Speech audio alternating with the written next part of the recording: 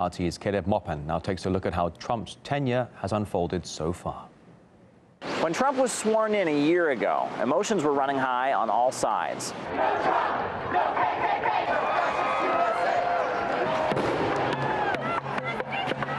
U.S. media described it as a pivotal moment in American history. You're not having a terrible, terrible dream. Also, you're not dead and you haven't gone to hell. It will be very bad.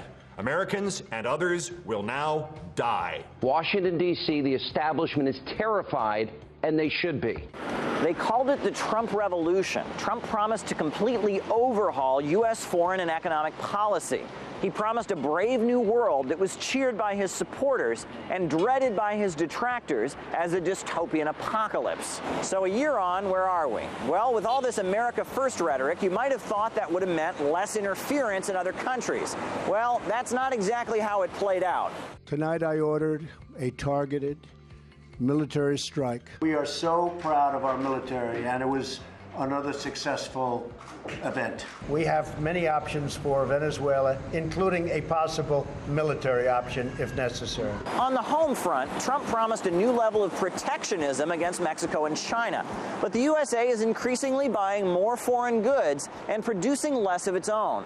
The trade deficit with Mexico is up by 11%. The trade deficit with China is up by 7%. Unemployment is low, but so are wages. There is record amounts of household debt in the United States right now, and retail stores are closing across the country. Now, here's one thing that didn't change between Trump and previous administrations. During the election, Trump talked about getting along better with Russia, and his detractors called him a Kremlin puppet.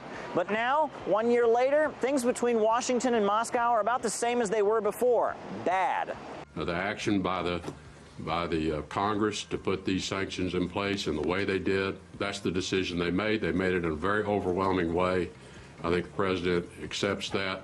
We may be at an all-time low in terms of relationship with Russia. This is built for a long period of time. Now, Trump promised to drain the swamp of corruption. We are going to drain the swamp in Washington, D.C. But it looks like that swamp is still here and deeper than ever. Policies stay the same. Our foreign policy is the same.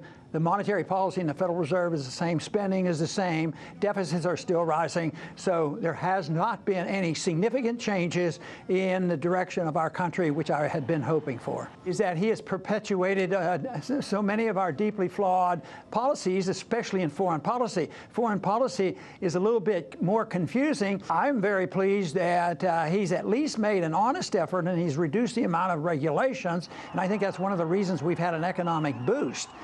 And that is good.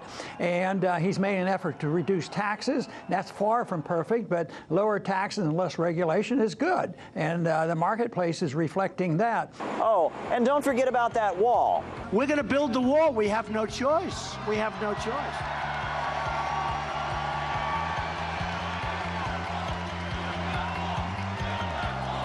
Yeah, how's that going?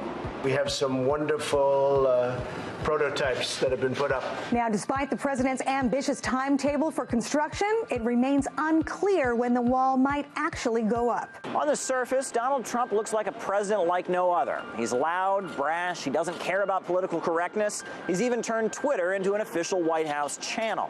But if you look a little bit closer and judge him by his political actions, he's a little bit more the rule than the exception. Caleb Mopan, RT, New York. Trump's presidency so far has also been marked by a string of quirky catchphrases and diplomatic maneuvers, which certainly kept the world and the media guessing what would he be doing next. So here's our take on his tenure throughout the year.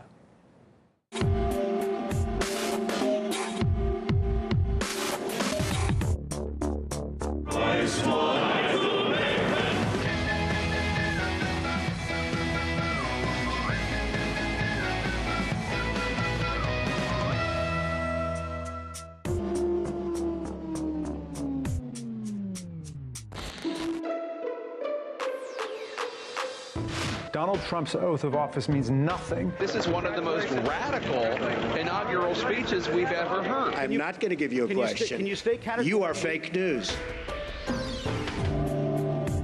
Donald Trump's incoherence. This is all a direct result of the Russian interference.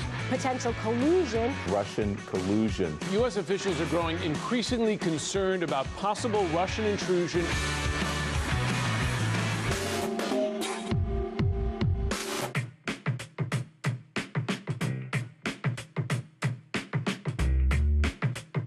We've just launched 59 missiles heading to Iraq. Well, you headed to Syria? Yes, heading toward Syria.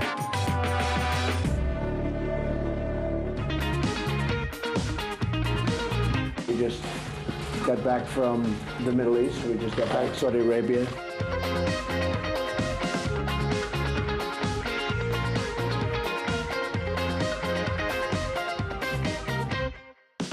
They have all this protocol. We never know what is the protocol? Do you have any idea? Face-to-face meeting with Putin will likely get the most attention. No meeting will draw more attention.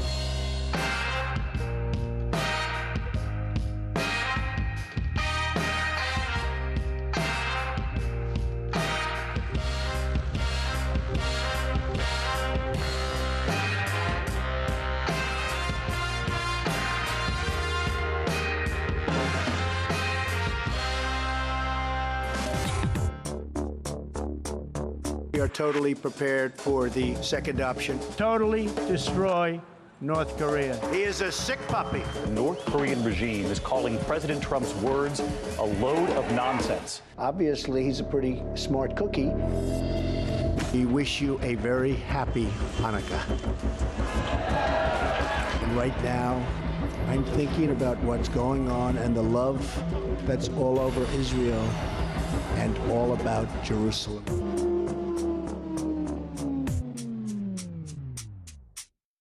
Well, some of these issues are already seeping through into the second year of Trump's term. Absolutely shocking. That's how a group of U.S. Republican congressmen reacted after seeing a new top-secret intelligence document. They believe it details the abuse of surveillance powers under the Obama administration. I had that same shock feeling. I was like, wait a minute, this actually happened from our Justice Department and this FBI. That's how serious this is. There has been a real attempt to undermine this president. That is the type of information that we need all Americans to see immediately. The American people deserve, they must, they want to know what's in this document.